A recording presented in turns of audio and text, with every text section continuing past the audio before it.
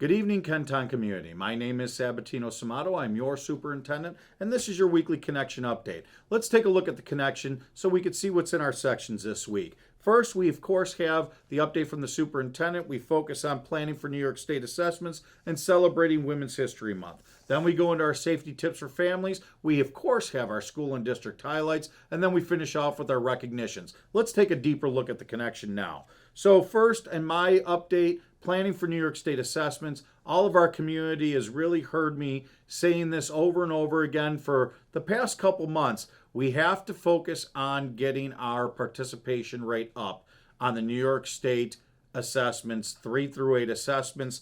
And folks, we have 3 schools right now that are designated as TSI, or Targeted Support and Improvement, by New York State. We have a few other schools in the wings that, based on our performance this year, they could be designated next year. Our best bet is to first start with our participation rate, because we know that we have one of the highest opt-out rates in the region. Folks, the state has done a lot to improve these assessments. I put them all in the connection this week. Take a look at those. And also, this will be our first step in moving those scores in the right direction to make sure that we come off of that TSI list. Take a look at that section. Then we go into celebrating Women's History Month. We know that during the month of March, we celebrate women's history right here in our weekly connection. And this week, we're highlighting Ida Dora Fairbush. And she was extremely active in her community back in the late 1800s. And until 1893, there had never been an African-American teacher in Buffalo, and she was the first. Check out that section on Miss Ida Dora Fairbush. Just a wonderful tribute to the wonderful work that we see from women in our community. Then we have our safety tips for families. With the warm weather coming next week, I know we had a real quick cold ending to this week, but now we see the temperatures are building back up. It's going to be up to almost 70 on Monday. We're focusing on bicycle safety, and really check out that section. There's even a link there to help families out. And folks, you could never look at bicycle safety enough. Check that out with your kiddos.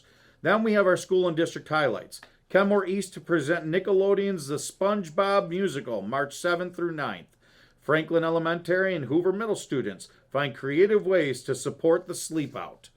Hoover Elementary School students take part in National Valentine's Exchange. French language students visit Quebec City. U.S. Air Force Rock Band performs at Kenmore West. Hoover Middle celebrates outstanding student readers. Kenmore East hosts Valentine's Day Blood Drive. Edison Elementary holds School Color Carnival. Lindbergh Elementary raises $7,000 for American Heart Association. Hoover Elementary holds camping-themed reading night. And finally, Kenmore West organizes food collection drive in memory of former teacher.